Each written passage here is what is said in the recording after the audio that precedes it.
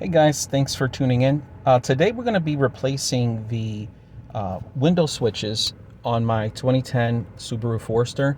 As you can see, this switch right here works for the front passenger window, but the driver's side window is dead. This rear right passenger window is dead. This one works. So we have two. We have the driver and we have the rear passenger right hand side that doesn't work. And we double checked, make sure that we didn't have the like the child safety window lock there. That's not the issue here. It's legit just wore out. So we're going to go ahead and replace it with a Amazon replacement kit. So I picked this up. It's from a company called A Premium. Okay, and it comes with the switch and this little plastic pry bar to remove the trim that surrounds the switch. Now this screwdriver did not come with it, but you're going to need this to go ahead and remove a little cover that has a screw that you need to access to remove the old switch. As you can see here, that's why I have the screwdriver here. You're going to want to remove this little cover right here, and then underneath the cover you'll see the screw that we need to remove. And then it's really simple. After that, we're going to use that little pry bar, little orange pry bar that the kit came with, to remove this section right here. Just pop it off, and you're going to see that once we do that, this whole thing comes up. The switch will have two screws, one on each end. After we remove those two screws, it's just basically plug and play. So we're going to go ahead and start removing this first cover here. All right, guys, so as you can see, I'm going to go ahead and use this little flathead screwdriver to just pop this little cover off here.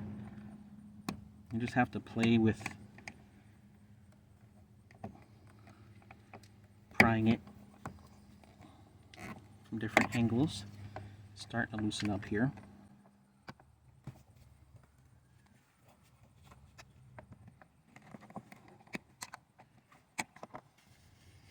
Sometimes it helps to have a knife. I'm going to try to give... There it is. This worked a little better.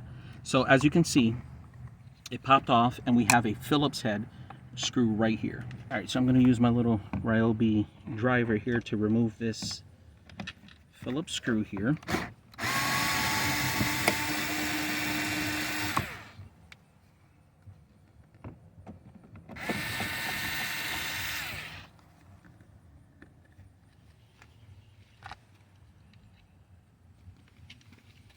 Just retrieve this screw here so we don't lose it. There we go. So you can see that's that one screw that you want to remove, that little Phillips head. So this is the pry bar that it came with, and you can see here there's like a little indentation here. You're just going to have to play with this because there's little clips that hold this in place. So we're just going to be inserting this until we can pop the clips off. You heard that little pop there? So you can see here that it started to loosen that here.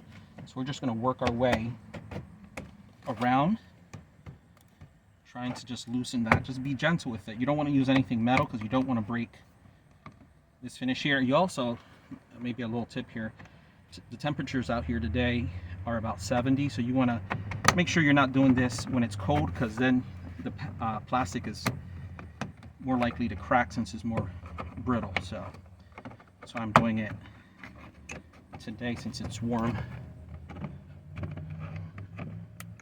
Alright, so we have almost all of these clips here.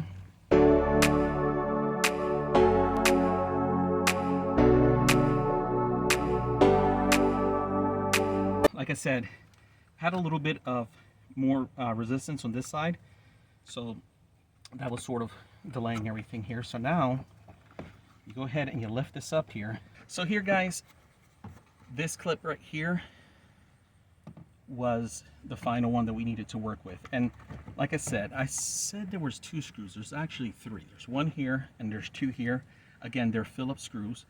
We're going to remove these.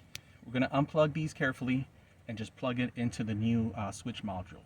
So let me go ahead and just remove these three screws, and I'll be right back.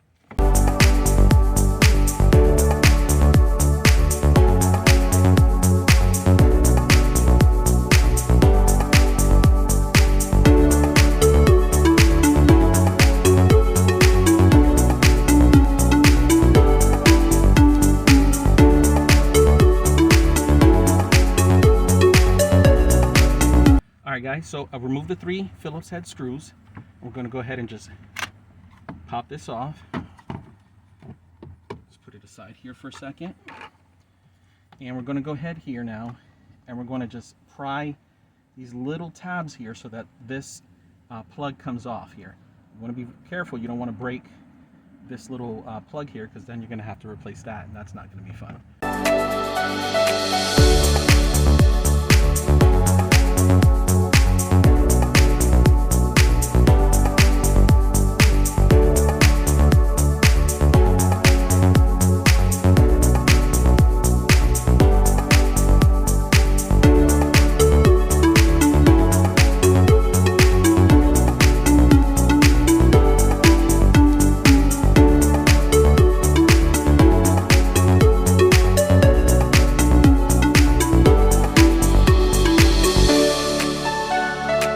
Alright guys, so I went ahead and removed these 2 plugs here, and we're going to go ahead and install this in the new switch module. Alright guys, so here you just take this one,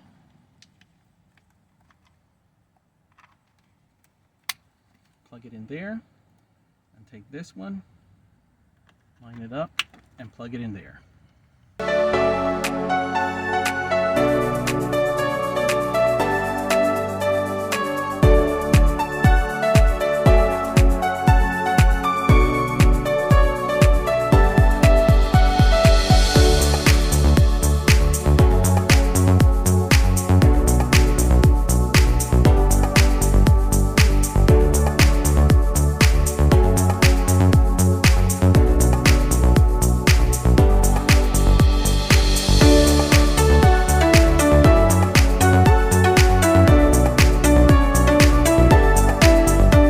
So here, to put it back, you're going to want to start off with this clip right here first, inserting it into this tab here.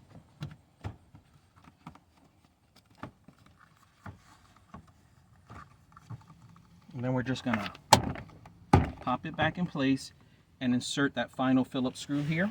You can see right here where that final screw is going to go.